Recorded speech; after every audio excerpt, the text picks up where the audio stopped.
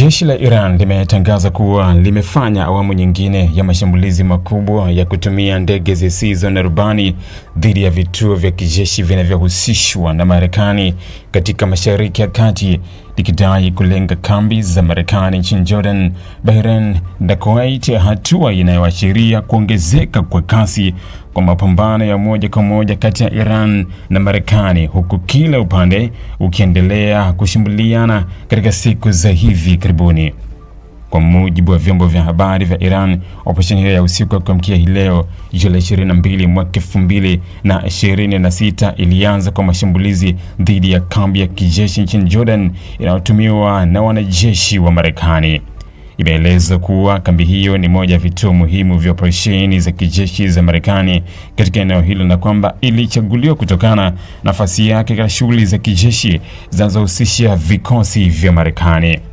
Shirika la habari la Fars limeripoti kuwa jeshi la Iran lilitumia drones nyingi kwa wakati mmoja, zikielekezwa kwenye maeneo mbalimbali ndani ya kambi hiyo. Kwa mujibu wa jeshi hilo, malengo yalijumuisha sehemu za makazi ya wanajeshi wa Marekani, maeneo ya huduma za ustawi na mapumziko ya wanajeshi, maghala ya kuhifadhi silaha, risasi na vifaa vya kijeshi, pamoja na miundombinu ya usafirishaji wa vifaa vya operesheni.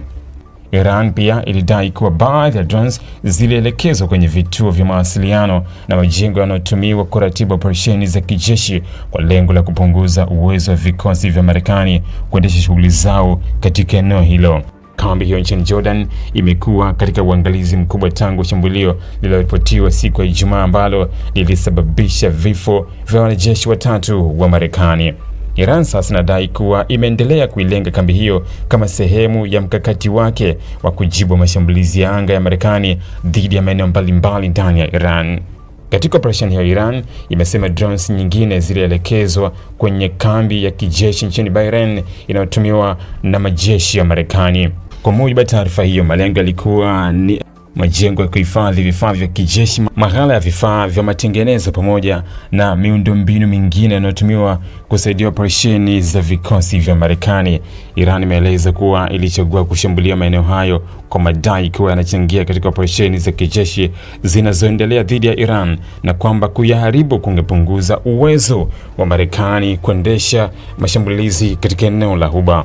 Aidha, jeshi la Iran limedai kuwa hii leo Jumatano lilifanya shambulio kubwa zaidi la drones dhidi ya kile lilichokiita maghala ya kuhifadhi risasi, silaha, mafuta ya kijeshi na vituo vya usafirishaji wa vifaa vya Marekani katika eneo nchini Kuwait. Kwa mujibu wa Tehran, eneo hilo linatumika kama kitovu cha usambazaji wa vifaa kwa vikosi vya Marekani vinavyofanya operesheni katika eneo la Mashariki ya Kati. Iran imesema mashambulizi hayo yalilenga kuharibu uwezo wa Marekani kusafirisha vifaa vya kijeshi na kuendeleza mashambulizi dhidi ya Iran.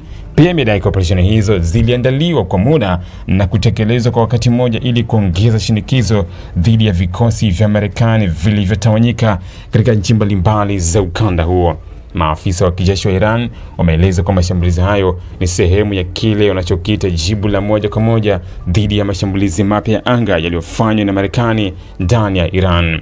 Wamesema kuwa Iran itaendelea kulenga vituo vya kijeshi vya Marekani endapo mashambulizi ndani ya ardhi yake yataendelea. Hata hivyo, ongezeko la mashambulizi haya linaonyesha kuwa mzozo kati ya Iran na Marekani umeingia katika hatua mpya yenye hatari kubwa, ambapo pande zote mbili zinaendelea kushambuliana moja kwa moja badala ya kutegemea makundi washirika pekee.